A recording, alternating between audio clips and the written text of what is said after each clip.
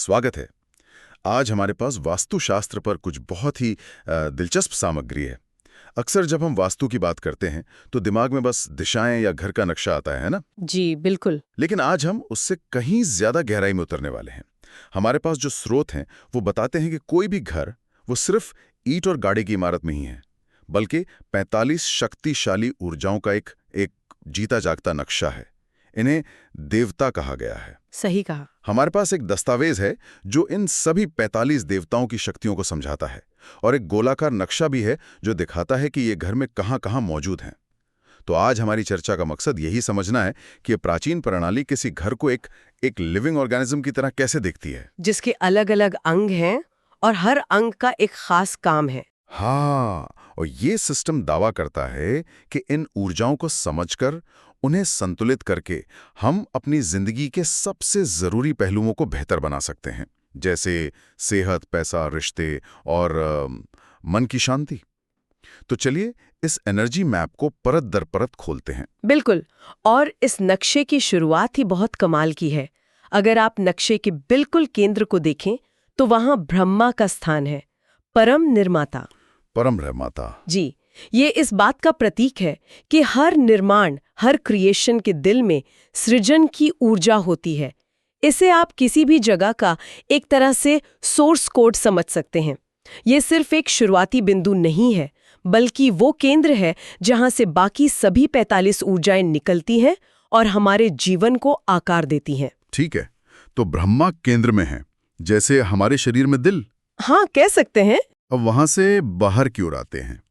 चारों मुख्य दिशाओं में 4 बहुत ही महत्वपूर्ण ऊर्जाएं हैं, जिन्हें इस सिस्टम का आधार स्तंभ कहा जा सकता है। चलिए उत्तर से शुरू करते हैं। स्रोत के अनुसार यहाँ भूधर का स्थान है और उनकी शक्ति है प्रकट करने की शक्ति, मैनिफेस्टेशन। हाँ, मैनिफेस्टेशन। यह सुनने में थोड़ा एब्स्ट्रैक्ट लगता है। इसका असल जिंदगी में क्या मतलब है? इसे ऐसे समझिए कि आपके दिमाग में एक बहुत ही शानदार आइडिया है, चाहे वो बिजनेस का हो या कोई आर्ट प्रोजेक्ट, लेकिन वो सिर्फ आपके दिमाग में है, असल दुनिया में नहीं। भूधर वो ऊर्जा है जो उस आइडिया को कागज पर लाने या उसे हकीकत में बदलने में मदद करती है। स्रोत के अनुसार अगर किसी घर में ये जोन कमजोर या असंतुलित है तो वहां रहने वाले लोग सिर्फ सोचते रह जाते हैं, एक्शन नहीं ले पाते। उनके प्लान कभी हकीकत नहीं बन पाते। बिल्कुल। अरे वाह! तो अगर कोई बहुत ज्यादा टालम टोल करता है तो हो सकता है कि उसके घर का ये हिस्सा गड़बड़ हो सकता है। ठीक है, तो उत्तर में है मैनिफेस्ट करने की शक्ति। अब पूर्व की बात करते हैं। यहाँ अर्यमा है, जिन्हें कनेक्टर कहा गया है। हाँ, अर्यमा वो ऊर्जा है जो आपको दुनिया से जोड़ती है। आपने कुछ बना तो लिया, लेकिन अब उसे दुनिया तक पहुंचाना भी तो है। अर्यमा समाज में आपके संबंध बनाने, नेटवर्क बनाने और सही लोगों से जुड़ने में मदद करते हैं। अच्छा। स्रोत में एक बहुत दिलचस्प बात लिखी है कि ये ऊर्जा एक अच्छा जीवन साथी खोजने में भी मदद करती है, क्योंकि वो भी तो एक तरह का कनेक्शन ही है। सही बात है, ये आपकी और दुनिया के बीच का पुल है। बिल्कुल। ये तो बहुत प्रैक्टिकल लग रहा है। तो उत्तर ने बनाने में मदद की, पूर्व ने जोड़ने में। अब दक्षिण और पश्चिम की बात करते हैं। दक्षिण में है विवस्वान, जो परिवर्तन या ट्रांसफॉर्मेशन को कंट्रोल करते हैं, और पश्चिम में है मित्र, जो प्रेरणा या इंस्पिरेशन देते हैं। हाँ। ये दोनों मिलकर एक संतुलन बनाते हैं। विवस्वान जीवन में बदलाव और विकास की प्रक्रिया को नियंत्रित करते हैं। ये सुनिश्चित करते हैं कि आप एक जगह अटके न रहें, आगे बढ़ते रहें। लेकिन सिर्फ बदलाव ही काफी नहीं है। आपको अपने काम को पूरा करने के लिए प्रेरणा और सहयोग की भी जरूरत होती है। सही है। यहीं पर पश्चिम के देवता मित्र काम आते हैं। वो आपको प्रेरित करते हैं और समझौतों और कॉन्ट्रैक्ट्स को सफल बनाने में मदद करते हैं। तो एक तरफ बदलाव की आग है और दूसरी तरफ उसे संभालने और दिशा देने वाली प्रेरणा। ये चारों मिलकर जीवन की गाड़ी को चलाते हैं। यहाँ से बात और भी दिलचस्प हो जाती है, खासकर उस विषय पर जिसमें शायद सबकी दिलचस्पी होती है, पैसा और मौके। हाँ, पैसा। स्रोत के अनुसार उत्तर दिशा इस मामले में एक पावर हाउस की तरह है। यहाँ सोम का जिक्र है, जिन्हें कुबेर का स्थान भी कहा गया है। बिल्कुल। सोम को आप एक तरह का माइडस टच समझ सकते हैं। स्रोत कहता है कि यह वो ऊर्जा है जो आपके किसी भी प्रयास को, किसी भी काम को पैसे में बदलने की क्षमता रखती है। जो भी करो उसका आर्थिक फल मिलेगा। जी, ये सुनिश्चित करती है कि आपके काम का आर्थिक फल आपको जरूर मिले। लेकिन बात यहीं खत्म नहीं होती। ठीक सोम के बगल में भल्लाट का स्थान है। भल्लाट, उनका क्या काम है? अगर सोम पैसा बनाने में मदद करते हैं तो भल्लाट उस पैसे को कई गुना बढ़ाने में, मतलब अबंडेंस क्रिएट करने में मदद करते हैं। अच्छा, मल्टीप्लाई करने में। हाँ, एम्प्लीफाई। वो आपके हर प्रयास और उसके नतीजे को एम्प्लीफाई कर देते हैं। तो सोम और भल्लाट एक टीम की तरह काम करते हैं। एक कमाता है, दूसरा उसे बढ़ाता है। अगर ये जोन संतुलित है तो इंसान को अपने काम से भरपूर धन और सफलता मिलती है। तो ये तो हुई सीधे सीधे पैसे की बात, लेकिन पैसा कमाने के लिए अच्छे कनेक्शंस भी तो चाहिए। उसके लिए हमें पूर्व दिशा में देखना होगा, जहां महेंद्र का स्थान है। महेंद्र, उन्हें प्रशासक या दी एडमिनिस्ट्रेटर कहा गया है। जी। ये ऊर्जा आपको प्रभावशाली लोगों से, यानी ऐसे लोगों से जो फैसले ले सकते हैं, उनसे जोड़ने में मदद करती है। अच्छा। ये वो एनर्जी है जो आपको सही समय पर सही व्यक्ति के सामने खड़ा कर देती है, जिससे बड़े अवसर और विलासिता के दरवाजे खुलते हैं। इसमें एक और देवता का जिक्र है जो मुझे बहुत अनोखा लगा, पूषा। हाँ, पूषा। ये दक्षिण पूर्व में है और इनका काम सिर्फ पैसा कमाना नहीं बल्कि खोए हुए धन को वापस पाना भी है। हाँ, ये बहुत महत्वपूर्ण है।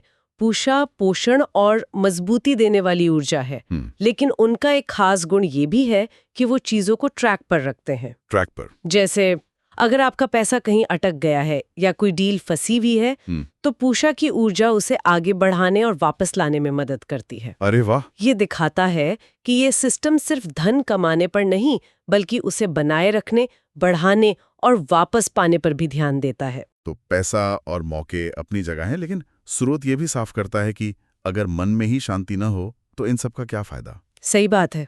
और यहीं पर उत्तर पूर्व की ऊर्जाएं बहुत दिलचस्प हो जाती हैं।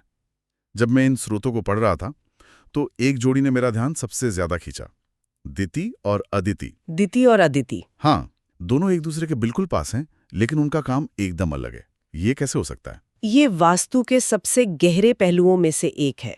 दिति को दूरदर्शी या द विजनरी कहा गया है। The visionary? जी, ये वो ऊर्जा है जो आपको जीवन की बड़ी तस्वीर और सच्चाई को देखने की शक्ति देती है। ये आपको एक साफ सोच, एक क्लियर माइंड देती है। जब ये ऊर्जा संतुलित होती है तो इंसान को अपने जीवन का उद्देश्य पता होता है, वो भ्रमित नहीं होता। उसे पता होता है कि क्या सही है और क्या गलत। और अगर ये असंतुलित हो तो मन में हमेशा एक धुंध सी छाई रहती है। व्यक्ति हर बात को लेकर कंफ्यूज रहता है, छोटे छोटे फैसले नहीं ले पाता और हमेशा दूसरों की राय पर निर्भर रहता है। उसे लगता है जैसे वो जीवन में बिना किसी नक्शे के चल रहा है। और ठीक उनके बगल में हैं अदिति।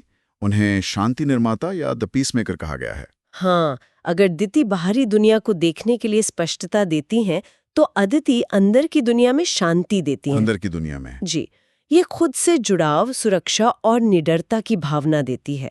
स्रोत कहता है कि ये ध्यान यानी मेडिटेशन के लिए घर की सबसे अच्छी जगह है। अच्छा। यहाँ बैठकर आप बड़ी से बड़ी मुश्किल का हल ढूंढ सकते हैं, लेकिन अगर अदिति की ऊर्जा असंतुलित हो तो व्यक्ति को हर समय एक अनजाना डर सताता है। अनजाना डर? हाँ, उसे लगता है कि कुछ बुरा होने वाला है, वो अकेला महसूस करता है और किसी पर भरोसा नहीं कर पाता। तो मतलब एक ही कोने में मन की दो सबसे बड़ी जरूरतें पूरी होती हैं, बाहर देखने के लिए क्लैरिटी और अंदर महसूस करने के लिए पीस। हाँ, आपको दोनों चाहिए, एक के बिना दूसरा अधूरा है। बिल्कुल, यही सिस्टम की खूबसूरती है। ये हर चीज को संतुलन में देखता है। मन से जुड़ी एक और ऊर्जा है जिसका जिक्र मुझे छात्रों के लिए बहुत जरूरी लगा। पश्चिम दक्षिण पश्चिम में द्वारिक या द्वारपाल का स्थान है। कहा गया है कि ये याददाश्त बढ़ाने और फालतू के विचारों को फिल्टर करने में मदद करते हैं। इसमें जो सबसे आकर्षक बात है वो ये है कि द्वारिक को विरासत और पारंपरिक ज्ञान का वाहक भी कहा गया है। ये सिर्फ नहीं, इसे ऐसे समझते हैं कि ये सिर्फ रट्टा मारने वाली याददाश्त नहीं है। तो फिर क्या है? ये विवेक की शक्ति है। ये तय करने की क्षमता कि कौन सा ज्ञान रखना है और कौन सा जाने देना है। एक मिनट, लेकिन स्रोत ये भी कहता है कि ये ऊर्जा बचत को भी बढ़ाती है। याददाश्त और बचत, इन दोनों का आपस में क्या लेना देना है? ये थोड़ा अजीब कनेक्शन लगता है। ये कनेक्शन बर्बादी को रोकने के सिद्धांत पर आधारित है। बर्बादी को रोकना? हाँ, द्वारिक एक गेट कीपर की तरह हैं। वो आपके दिमाग में फालतू के विचारों को आने से रोकते हैं, जिससे आपकी मानसिक ऊर्जा बर्बाद नहीं होती और आप जरूरी चीजें याद रख पाते हैं। अच्छा। ठीक इसी तरह वो आपके जीवन में फिजूल खर्ची को भी रोकते हैं, जिससे आपका पैसा बचता है। अच्छा, तो वो बर्बादी को रोकते हैं। हाँ, द्वारिक का मूल काम है बर्बादी को रोकना, चाहे वो मानसिक ऊर्जा की हो या भौतिक धन की। स्रोत के अनुसार अगर ये ऊर्जा असंतुलित हो तो छात्र पड़ा हुआ सब भूल जाते हैं और घर में खर्चे भी बढ़ जाते हैं। ये तो कमाल का कनेक्शन है।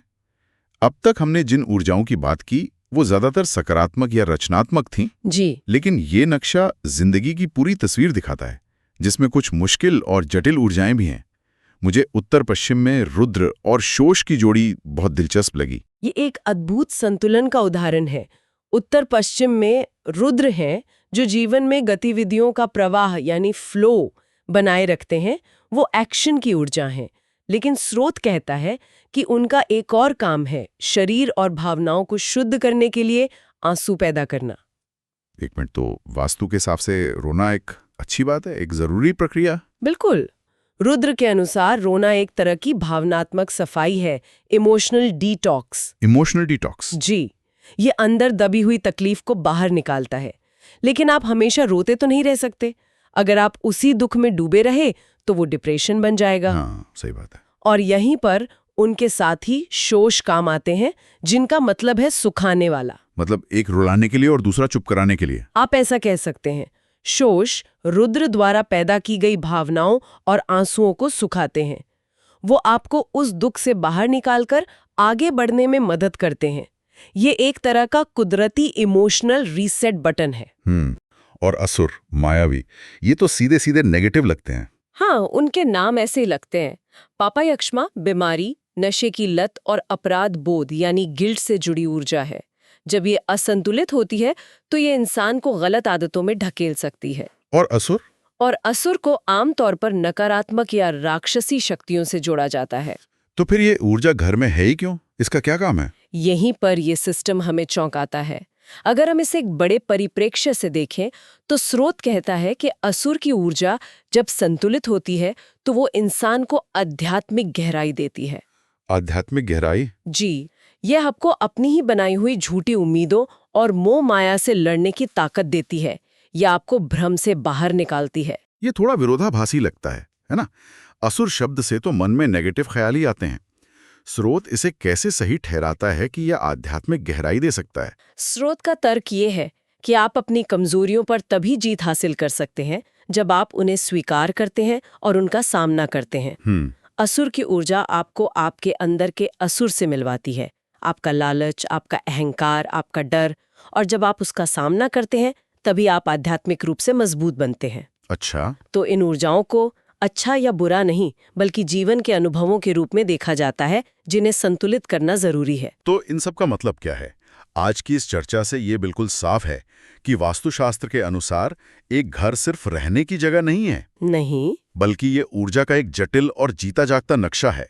हर दिशा, हर कोना एक खास शक्ति से जुड़ा है जो हमारी जिंदगी के किसी न किसी हिस्से को सीधा प्रभावित करता है। सही कहा।